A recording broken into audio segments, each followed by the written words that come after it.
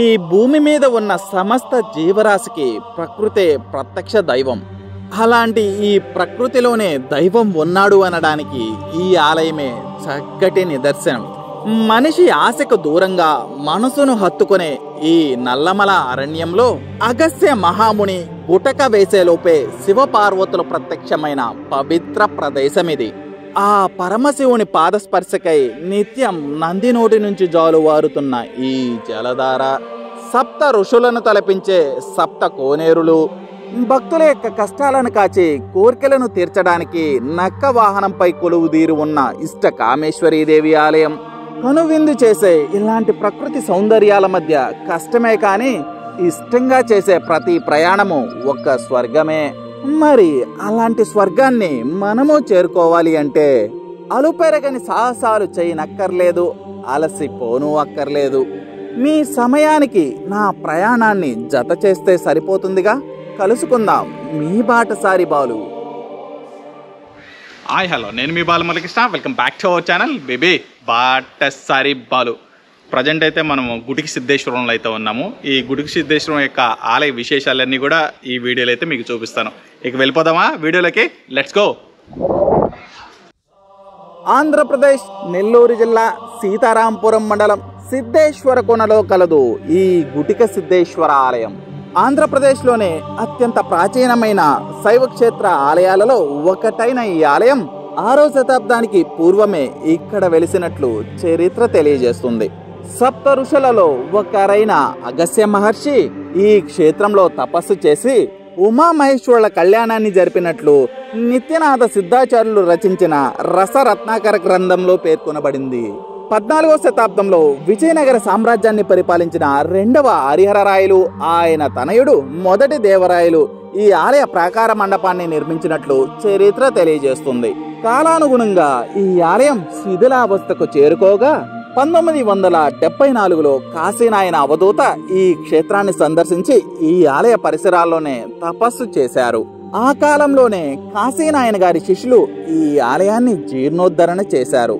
ఎలాంటి లాభాపేక్షణ లేకుండా వచ్చిన భక్తులకు వసతిని కల్పించడం, నిరంతర అన్నప్రసాద కేంద్రాన్ని ఏర్పాటు చేసి గుటిక సిద్ధేశ్వరం వచ్చిన భక్తులకు కడుపు నింపే బాధ్యతను కాశీనాయన గారి శిష్యులే తీసుకోవడం జరిగింది. ఇక్కడ సప్త కోనేరులు, ఎత్తైన కొండల నుంచి ప్రవహిస్తూ నంది నోటి నుంచి జాలు వారుతున్న జలధార భక్తులను ఎంతగానో ఆకర్షిస్తుంది. మరీ ముఖ్యంగా ఇక్కడ ఇష్ట కామేశ్వరీదేవి భక్తుల కోరికలు తీర్చే మాతగా పేరొందింది. అగస్త్య మహాముని గుటక వేసేలోపే ఆ పరమశివుడే ప్రత్యక్షం కావడం వల్ల ఈ క్షేత్రం గుటిక సిద్ధేశ్వరంగా ప్రసిద్ధి చెందినట్లు చరిత్ర తెలియజేస్తుంది. ఇంత గొప్ప చరిత్ర కలిగిన ఈ ఆలయ స్థల పురాణంలోని మరికొన్ని ముచ్చట్లను పూజారి గారి మాటల్లోనే తెలుసుకుందామా?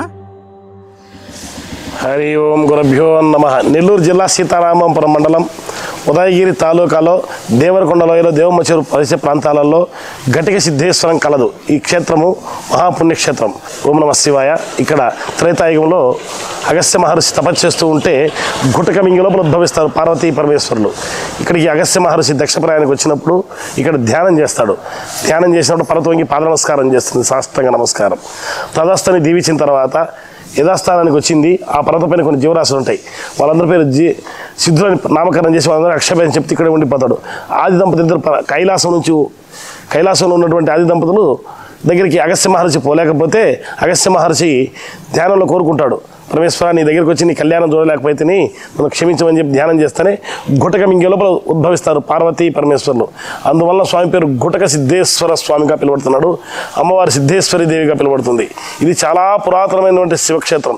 ఎంతోమంది మహానుభావులు ఇక్కడ తపస్సు చేసి సిద్ధి పొందారు. బ్రహ్మగారు, వెంకయ్య తాత, కాశీనాయన, మహామహనీయులందరూ. ఇది శ్రీశైలానికి దక్షిణముఖద్వారం కాబట్టి ఇక్కడ దర్శిస్తే కాశీ శ్రీశైలం దర్శించినంత పుణ్యము. స్వామివారి పెళ్లి కుమారుడు, అమ్మవారి పెళ్లి కూతురు నక్కవాహనం మీద ఉంటుంది. అనేసట్లయితే సింహం మీద, పులి మీద కూర్చుంటుంది అమ్మవారు. ఇక్కడ ప్రత్యేక నక్కవాహనం మీద కూర్చుంది కాబట్టి అమ్మవారు సిద్ధేశ్వరి దేవిగా లలిత సహస్రాలు ఉంటుంది. అమ్మవారి పేరు కాశీరెడ్డి నాయన గారు వచ్చేసి ఇష్టకామేశ్వరి దేవిగా పిలువబడాడు. ఈ గొప్ప పుణ్యక్షేత్రం సప్త కోనేరులు, సప్త నందులు అనే దేవస్థానం. ఇది శ్రీశైలానికి దక్షిణముఖ ద్వారం. ఈ ఘటిక సిద్ధేశ్వరం వస్తే ఓన్లీ టెంపుల్ మాత్రమే కొంతమంది అయితే వీడియోలు అయితే చూపించారు. For the first time YouTube చరిత్రలోనే ఇక్కడ ఇంకా ఏమేమి పవిత్ర ప్రదేశాలు ఉన్నాయో ఈ వీడియోలో అయితే మీకు చూపిస్తాను. ఐ థింక్ నేను సెకండ్ పార్ట్లో అయినా రిలీజ్ చేస్తాను, లేదంటే ఫస్ట్ పార్ట్లో అయినా రిలీజ్ చేస్తాను. ఇప్పుడు మీకు ఏమేమి చూపిస్తాను అనేది అంతా కూడా మీకు బోర్డు అయితే ఉంది, ఆ బోర్డులో అయితే ఉంటుంది. ఓకేనా? ఇప్పుడు మీరు ఏదైతే చూస్తున్నారో ఈ బోర్డులో ఉన్నాయన్నీ కూడా మీకైతే చూపిస్తాను. అగస్త్య మహర్షి పీఠము, అగస్త్య మహాముని, వీరభోగ వసంతరాయలు, అయ్యప్ప స్వామి, కాశీ విశ్వేశ్వరుడు, సిద్ధి వినాయక స్వామి, సిద్ధేశ్వర స్వామి, ఇష్టకామేశ్వరి దేవి, కాశీ విశాలాక్షిదేవి, శ్రీ గాయత్రీదేవి, దుర్గాదేవి, ఆంజనేయ స్వామి, దత్తాత్రేయ స్వామి, నందీశ్వరుడు, కైలాస కోన, ఇవన్నీ కూడా ఈ వీడియోలో అయితే మీకైతే చూపించడం జరుగుతుంది. ఓకేనా? ఇంకోటైతే చెప్పడం మర్చిపోయాను, కైలాస కోన రీచ్ అవ్వడం కొంచెం కష్టం అనమాట. అరౌండ్ 2 నుంచి 3 కిలోమీటర్ల ట్రెక్ అయితే ఉంటుంది. ఇది కంప్లీట్ చేయడం చాలా కష్టంతో కూడుకున్న పని అనమాట. నల్లమల ప్రకృతి అందాలలో దాగి ఉన్న ఈ గుటిక సిద్ధేశ్వర ఆలయంతో పాటు మరికొన్ని పవిత్ర ప్రదేశాలు ఈ నల్లమల అరణ్యంలో దాగి ఉన్నాయి. వాటిని మనం చేరుకోవాలి అంటే నాటకపు బూటకపు ఈ వింత ప్రపంచంలో డబ్బు అవసరానికి తప్ప మనిషికి విలువివ్వని ప్రపంచానికి దూరంగా, దోచుకోవడం అన్న భావనకు దూరంగా, సమస్త జీవరాశులకు ఇవ్వడమే తప్ప తీసుకోవడం చేతకాని సరికొత్త ప్రపంచంలో ఎన్నో పవిత్రమైన ప్రదేశాలను చేరుకోవాలి అంటే భక్తి భావనతో కూడిన మనస్సుతో పాటు మన కాళ్లకు పని చెప్పాల్సిందే. ఇక మొదలెడదామా మన ప్రయాణాన్ని? ఫస్ట్ ఆఫ్ ఆల్ 100 మీటర్స్ వచ్చామో లేదో శ్రీ అగస్త్య మహర్షి పీఠం అనమాట. స్టోన్ ఉంటుంది అనమాట. స్టోన్ మీద ఆయన కూర్చొని ఉంటారు. మీరు క్లిప్స్లో కూడా చూడొచ్చు. ఇక్కడ నుంచి ఇంకొక 100 మీటర్స్ వెళ్ళామనంటే వీరభోగ వసంతరాయలు ఉంటుంది. అది కూడా మీకు చూపిస్తాను. ఓకేనా?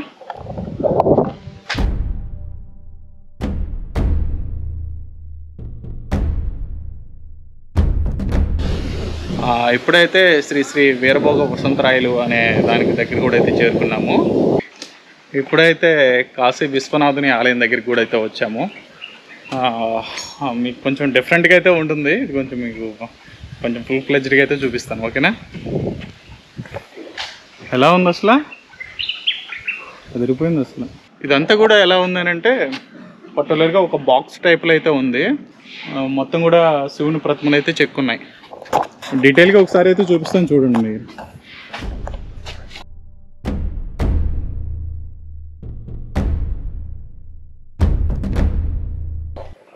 ఒక 1/2 కిలోమీటర్ ఏమో ఎక్కామనుకుంటాను.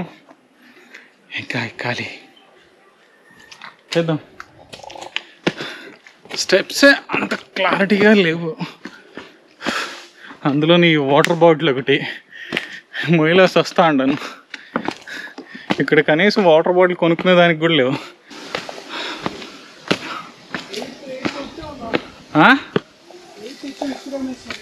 ఇష్టకామేశ్వరి దేవి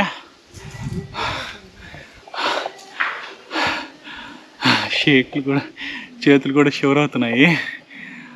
ఇప్పుడైతే ఇష్టకామేశ్వరి దేవి ఆలయం దగ్గరికి అయితే వచ్చామంట. ఇంకా వెళ్ళాలి, ఇంకా మీకు చూపించాలి. వచ్చేయండి.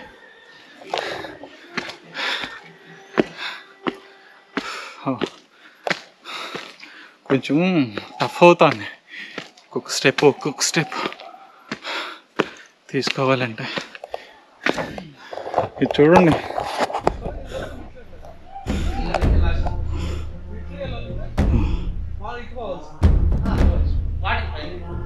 ఇప్పుడైతే ఇష్టకామేశ్వరి దేవి ఆలయం దగ్గర కూడా అయితే చేరుకున్నాము. ఇప్పుడు ఇష్టకామేశ్వరి దేవి ఆలయం దగ్గర అయితే ఉన్నాం కదా. ఇది సిద్ధు మునుల గృహ అంట. చాలా మంది సిద్ధులు అనేవారు ఇక్కడ తపస్సు అయితే చేశారంట. మనం కూడా ఒకసారి అయితే వెళ్దాం. వచ్చాను.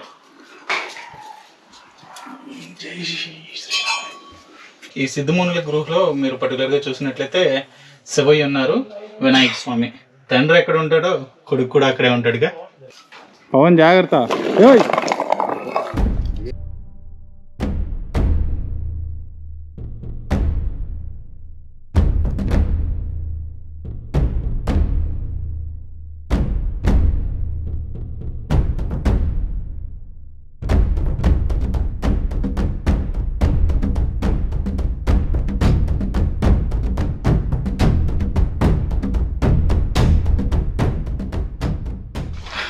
ఇప్పుడైతే ఒక చిన్న గృహ దగ్గరికి అయితే చేరుకున్నాము. మహర్షులంతా కూడా తపస్సు చేసింది ఇలాంటి గృహల్లోనే అంట. చూడండి అసలు ఎలా ఉందో, అసలు చూపిస్తానండి. గృహలో చూడండి ఈ విగ్రహాలు అయితే కనిపిస్తున్నాయి.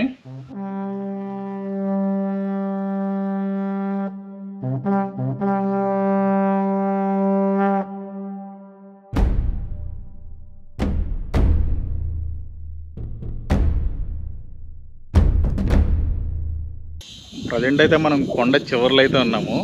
ఒకసారి చూడండి అసలు ఎలాంటి నేచర్లో ఉన్నాం అనేది. అసలు ఎలాంటి సౌండ్స్ అయితే లేవు. చిన్న చిన్న పక్షుల సౌండ్ ఉంది కదా, అవైతే ఉంది. ఇంకా అసలు ఏ సౌండ్ లేదు. ఇక్కడి నుంచి చిన్న స్టెప్ కింద కానీ జారింది అంటే కింద ఉంటాం. అసలు లిటరలీ అసలు ఏమి అసలు ఆశలు కూడా ఏం పెట్టుకోబడలేదు ప్రాణం మీద. అలాంటి పొజిషన్ ఇది. అసలు ఎక్కడ ఉన్నామో మీకు చూపిస్తాను చూడండి.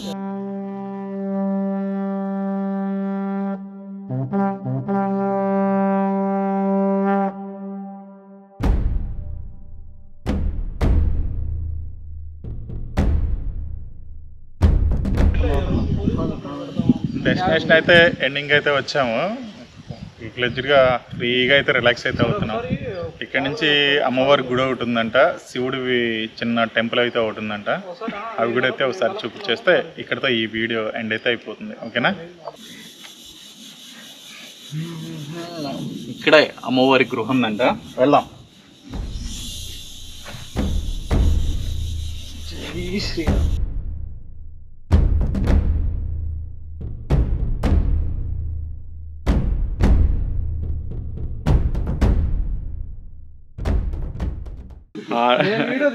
ట్రెక్కింగ్ లో లాస్ట్ పార్ట్ కి అయితే వచ్చేసాము. రామాలయం అయితే ఉందంట. ఇది ఒకసారి కానీ చూపిస్తే ఇక్కడతో వీడియో అయితే క్లోజ్ చేసేద్దాం. ఓకేనా?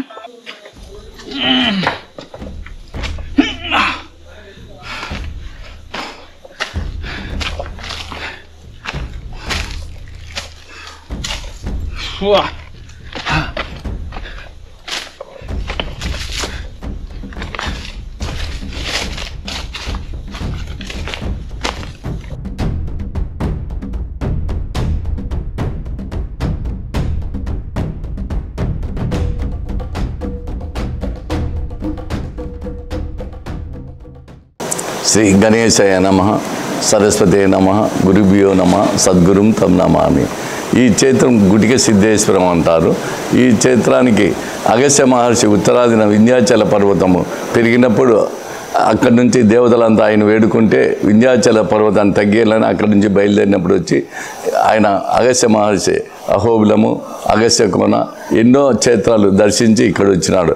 ఇక్కడ దర్శించుకొని అగస్త్య మహర్షి కొన్ని వందల సంవత్సరాలు అక్కడ పీఠం ఉంది. ఆ పీఠంలో తపస్సు చేసి ఆయన శివపార్వతులు కళ్యాణం అవుతా అంటే అక్కడ వెళ్ళాలని ప్రార్థించితే శివపార్వతులు నువ్వు ఇక్కడే తపస్సు చేసుకుంటాడు, నీకు కావాలంటే గుడికి మింగే లోపల దర్శనం ఇస్తామని శివపార్వతులు కళ్యాణం అయినప్పుడు ఇక్కడికి వచ్చి ఆయనకు ప్రతి సంవత్సరం దర్శనం ఇచ్చి వెళ్ళేవారు. మరియు ఇక్కడ ఆ యొక్క అగస్త్య పీఠం కింద కాశిరెడ్డి నాయన గారు ఒక రసగులికలు ఉన్నాయి. ఆ రసగులికలు దాన్ని బుగ్గయ్య స్వామిని లింగమైకుండా ఆయన తీసుకురమ్మని చెప్తే తీసుకొచ్చినాడు. కానీ స్వామికి ఇవ్వకుండా తీసుకొని ఆయన తినాలని ప్రయత్నం చేసి అవి పచ్చులుగా ఒక సర్పంగా కరిచినాయి. ఈ క్షేత్రాన్ని వెంకటగిరి మహారాజులు గారు పరిపాలించినప్పుడు ఈ క్షేత్రం ఎంతో దివ్యంగా వెలిగింది. తర్వాత కాలక్రమేణా కొద్ది రోజులు చెట్లుబడి ఇది అంధకారంగా మారిపోయింది. అప్పుడు కాశిరెడ్డి నాయన గారు వచ్చి ఈ క్షేత్రాన్ని పునరుద్ధరించి ఆ చెట్లు తీసి ఇక్కడ కొన్ని సంవత్సరాలు తపస్సు చేసినారు. ఇక్కడ అగస్త్య మహర్షి ప్రతిష్ఠ చేసిన శివలింగం ఉంది. ఇష్టకామేశ్వరి అమ్మవారు నక్క మీద వాహనం కాబట్టి ఇక్కడ వచ్చే భక్తులు ఏ మొక్కుడిన ఇష్టకామేశ్వర అమ్మవారిని వారి కోరికలు సిద్ధించుతాయి. మరియు కాశిరెడ్డి నాయన గారు ఇక్కడ నిత్యాన్నదానం స్టార్ట్ చేసినారు. ఆ నిత్యాన్నదానం ఎప్పుడు ఎల్లవేళ 24 గంటలు జరుగుతూ ఉంటుంది. తర్వాత ఇక్కడ రామచంద్రారెడ్డి నాయన గారు వచ్చి కాశిరెడ్డి అయిన తర్వాత ఇప్పుడు ఈ అన్నదానం నిర్వహించుతున్నారు. ఇప్పుడు ఇక్కడ నీరు వచ్చేది ఇక్కడ బోర్లు కానీ ఎక్కడా లేదు. ప్రకృతి సిద్ధంగా కొండలలో వర్షాలు వచ్చినప్పుడు వచ్చిన నీళ్లు వర్షాధారంతోనే ఇక్కడ తాగేదానికి కానీ స్నానాలు చేసే కానీ ప్రజలకు అందరికీ అనుకూలంగా ఇక్కడ భోజనం వండేదానికి వడ్డించేదానికి అన్ని తాగేదానికి అన్ని నీళ్లు వస్తున్నాయి. భగవంతుడు ఆ సృష్టి మొదటి నుంచి ఆ విధంగా చేసినారు. తర్వాత ఇక్కడ అన్నదానం నిత్యం 365 రోజులు 24 గంటలు అన్నక్షేత్రం జరుగుతుంట అన్నదానం అది.